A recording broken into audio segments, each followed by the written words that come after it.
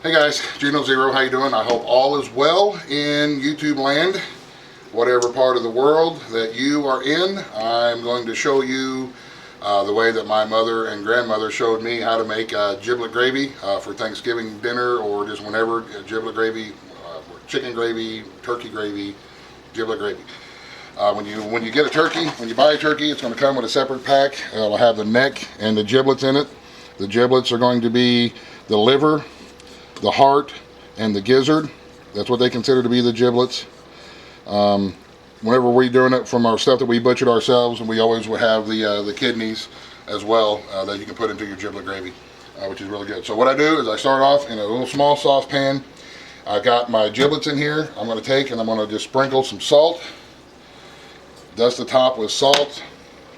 I'm going to dust the top with some garlic powder, not garlic salt, garlic powder. I'm going to dust the top with ground black pepper. Gravy loves pepper. And now we're going to throw in, I've got a little bit more than a half of an onion, or a quarter of an onion, excuse me, in there, about a quarter of an onion that I just cut into big slices, the big chunks, because I'm just mainly looking for the flavor.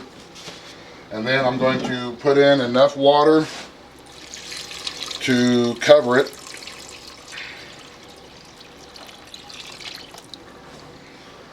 And I'm going to turn it on to medium-high heat and bring it to a boil. Now, gravy is no different than any other type of cooking. Whatever flavor you like, I mean, throw in there whatever it is that you got the taste buds for. You like celery, you like, I don't know, pumpernickel, throw it in there. You know, it's your thing. It's your thing. This is what cooking is great for that reason. Whatever flavors you like, throw them in the gravy. So I'm putting onion, salt, pepper, and garlic in there. We're going to bring this to a boil. We're going to let it simmer until the neck meat is done and the giblets are cooked thoroughly.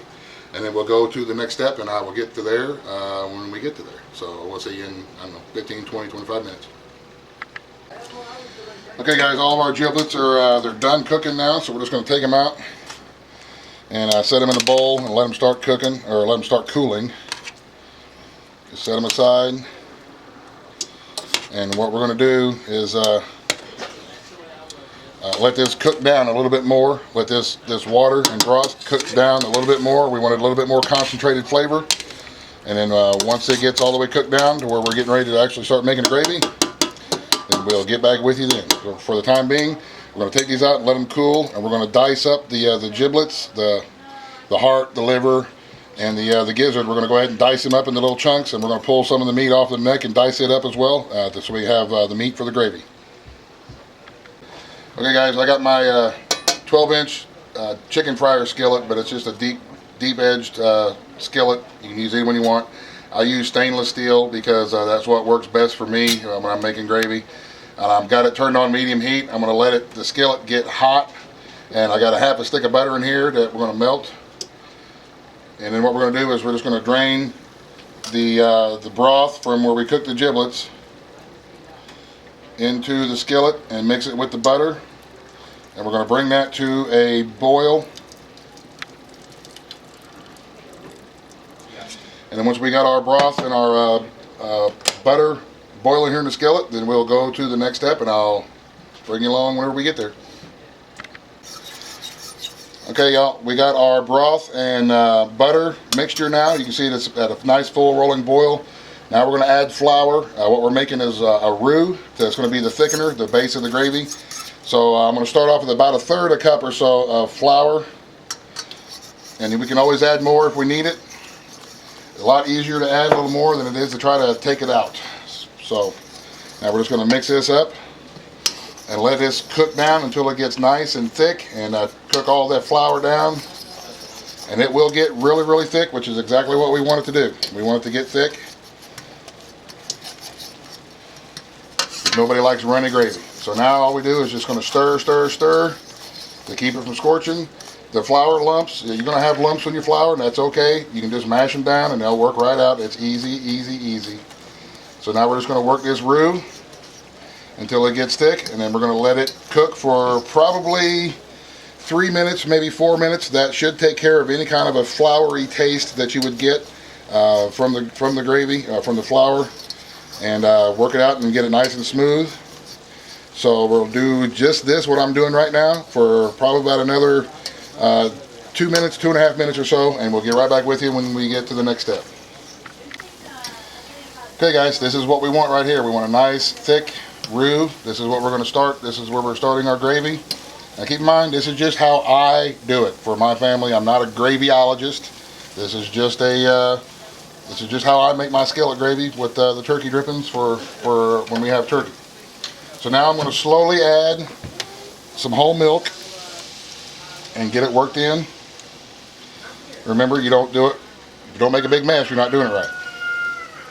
So I'm just going to slowly add in some milk.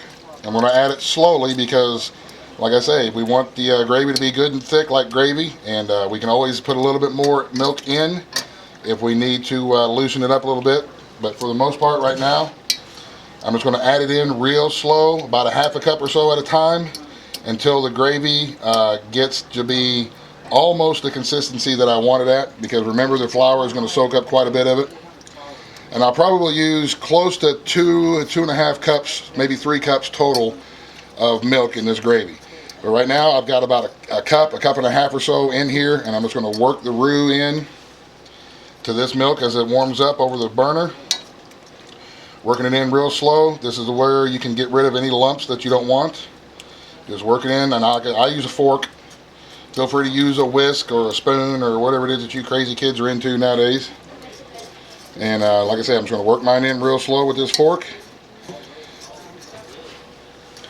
And once I get a lot of this worked in, then I'm just going to add about another half a cup of milk or so. Real slow, adding it in.